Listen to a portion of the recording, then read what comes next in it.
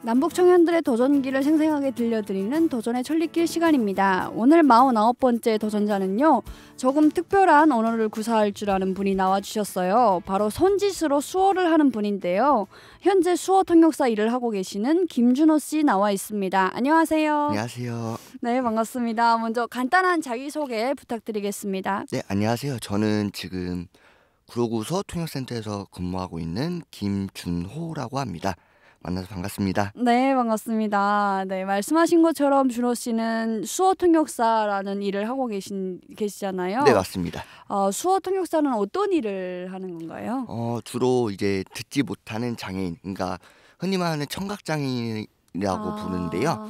저희는 그런 분들을 농인이라고 부릅니다. 네. 어쨌든 농인분들에게 이제 의사소통이 안 되는 그 부분에 대해서 네. 저희가 통역을 하면서 의사소통을 대신 해주는 역할입니다.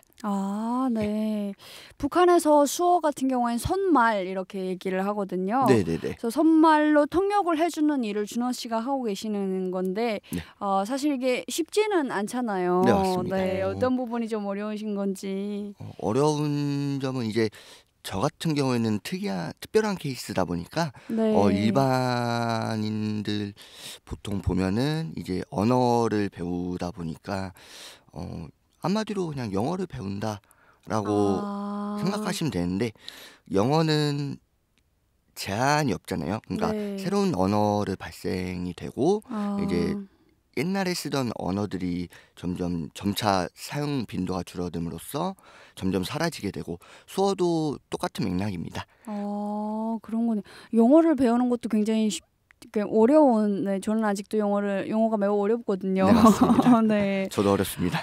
영어에 비교를 하시니까 갑자기 확 어렵게 느껴지는 것 같아요, 네, 수어가. 네. 근데 이제 보통 수어라는 말도 있고 수화 이렇게 또 얘기를 하잖아요. 네, 뭔가 맞습니다. 다른 의미인가요? 일단은 수어랑 수화랑 약간 차이점이 있는데요. 네. 수어 같은 경우에는 그러니까 이 손으로 하는 이 수어가 언어다라고 말을 하는 거고 수화는 이걸로 대화하는 거. 이 수화로 대화하는 거. 이 차이점이 있습니다. 그런 거네요. 그렇게 보면 살짝 또 이제 수어가 좀 더 큰 범주다 이렇게 볼 수도 있는 거네요. 네, 맞습니다. 수어 안에 수화가 들어가 있다 이렇게 네, 볼 네, 수도 맞습니다. 있는 거네요. 보통 이제 한국말 같은 경우에도 지방마다 사투리가 다 다르잖아요. 예, 맞습니다. 언어라고 했을 때는 약간 수어 같은 경우에도 그렇게 좀 다른 건가요? 네, 좀 사투리가 있습니다. 어떻게 해요? 예를 들면 할머니라는 수화가 이렇게 하는데요. 네. 이렇게요? 이렇게 해서 이렇게 하면 아. 할머니라는 뜻이 됩니다. 네. 근데 할머니가 표준어로 이렇게 쓰는데요. 사투리로는 이런 식으로 쓸 수 있습니다.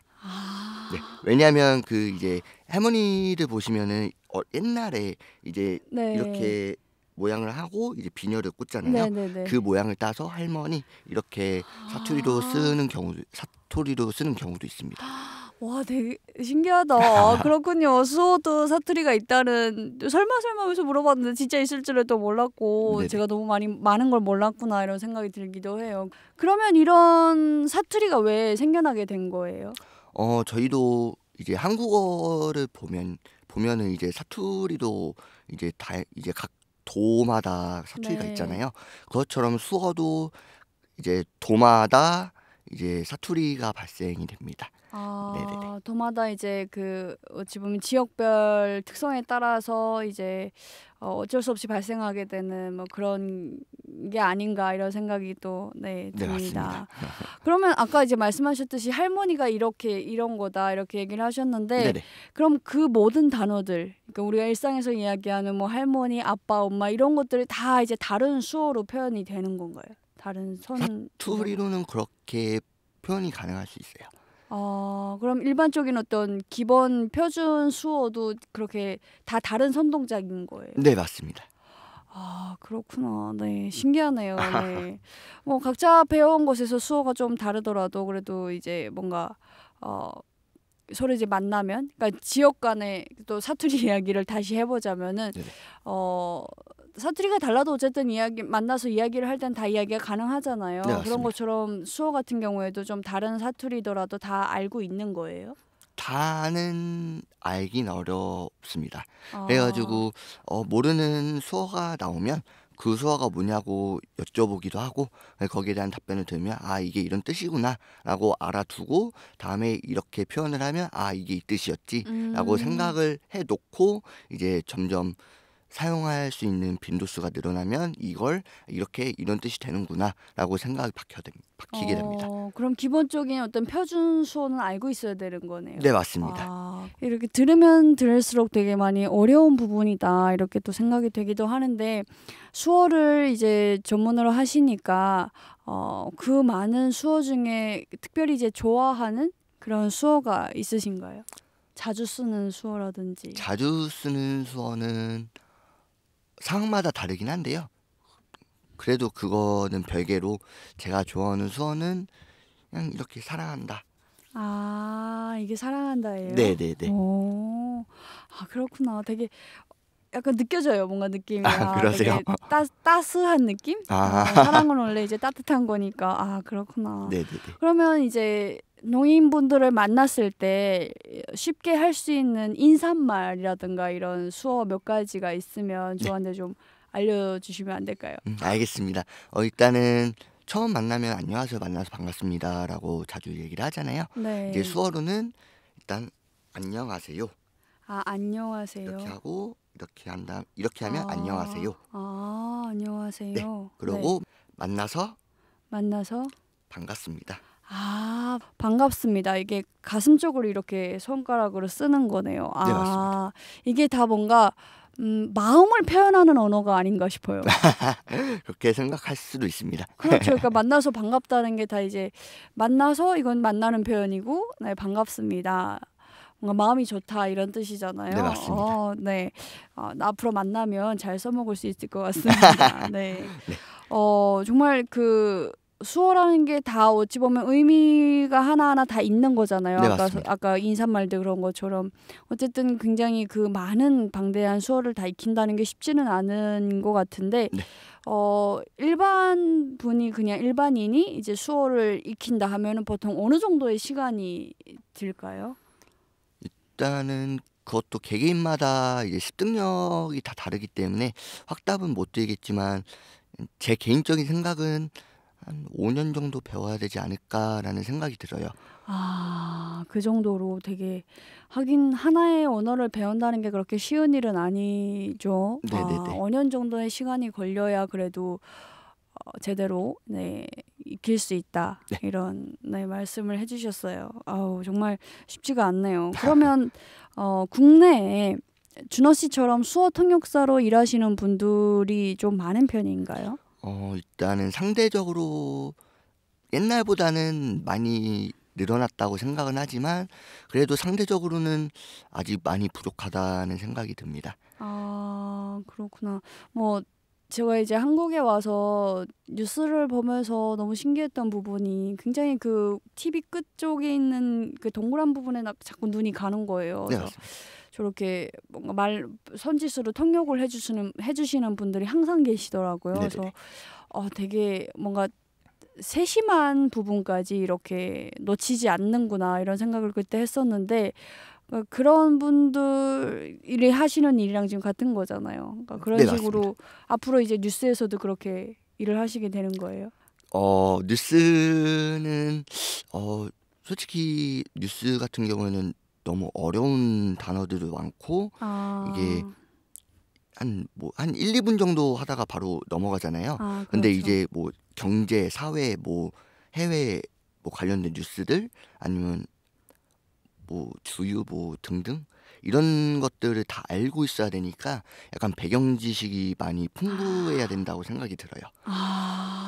그러니까 수어뿐만이 아니라 정치, 경제, 사회, 문화의 뭐 굉장히 그 뉴스에서 나올 만한 방대한 지식들을 다 갖고 있어야 이제 그 자리에서 바로바로 통역이 가능한 거라서 네, 맞습니다. 와, 갑자기 그런 분들이 정말 대단하게 느껴지는 것 같아요. 물론 준호 씨도 그렇지만 네.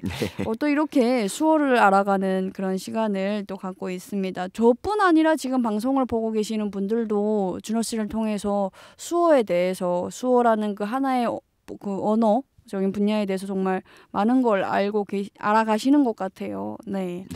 그러면 이제 수어 통역사분들은 일을 어떻게 하시는지 뭐 근무 시간 같은 게 따로 정해져 있는 건가요? 일단은 프리랜서로 일하는 분들도 계시고 그냥 그러니까 뭐 각 병원 뭐 각 기관 안에서 일하시는 분들도 계시다 보니까 근무 시간은 제가 확답은 못 드리겠습니다. 네네. 그러면 이제 병원 같은 경우에도 상시 대기하고 있다가 네. 그런 농인분들이 이제 들어오시게 되면 가서 수어를 통역해 주는 네. 그런 역할을 하고 계시는구나. 네, 그렇군요. 네. 이제 보게 되면은 뉴스를 보면 항상 수어를 통역해 주시는 분들이 복장이 항상 검은색이거든요. 네네. 그게 뭔가 뉴스라서 그런 건지 아니면 네, 원래 그렇게 검은색만 입어야 되는 뭐 특별한 이유라도 있나요? 일단은 사람들이 되게 오해를 많이 하는 게 저희가 검은색 옷을 입고 어디 가면 사람들은 저희가 장례식장 가나? 라는 말을 되게 자주 했었어요. 근데 일단은 왜 검은색 복장이 기본이냐면 저희가 수어를 할 때 손 모양이 확실히 보여야 되기 때문에 일부러 검은색 복장을 입고 있고요. 만약에 검은색 복장을 안 입고 뭐 지금 제 옷처럼 뭐 흰색 네. 아니면 뭐 다른 색깔을 입다 보면은 이제 손을 봐야 되는데 이제 손을 안 보고 옷을 본다든가 그러니까 시선이 분산이 되기 때문에 네. 저희는 기본적으로 검은색 옷차림을 입고 이제 수어 통역을 진행합니다. 그러면 어디서든 무조건 검은색을 입고 네. 수어를 해야 된다. 네, 그런 맞습니다. 게 있군요. 네네.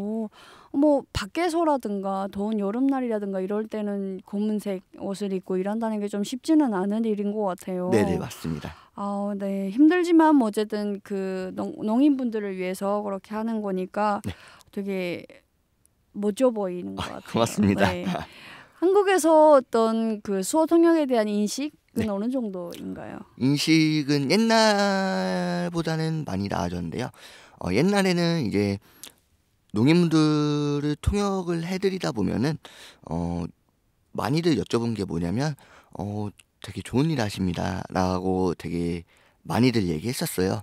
근데 일단은 지금 뭐 수어 언어법이라는 게 개정이 되고 네. 그러다 보니까 점점 인식이 조금씩 바뀌긴 했는데도 일단은 뭐 자원봉사다, 뭐 이제 뭐 불쌍한 사람들을 도와준다라는 말을 되게 많이들 했는데 지금도 그 말들을 조금씩 듣기는 해요.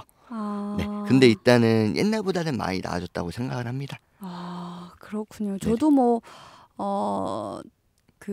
살짝 그런 생각을 했던 것 같아요. 뭔가 그런 분야의 전문가가 있을 거다라고는 미처 생각을 못했던 것 같습니다. 근데 네네네. 이렇게 점점 한국 생활이 길어지면서 보니까 그런 분야도 있구나. 그리고 수어라는 게 그렇게 결코 쉽지만은 않구나. 또 네. 오늘 이 자리를 빌어서 되게 더 구체적으로 알게 되는 것 같아요. 고맙습니다. 요즘 이제 그 텔레비전 방송에서 수어 통역사 분들이 많이 나오고 계시잖아요. 네, 맞습니다. 네, 예전에 유키즈라는 그 프로그램에서 네.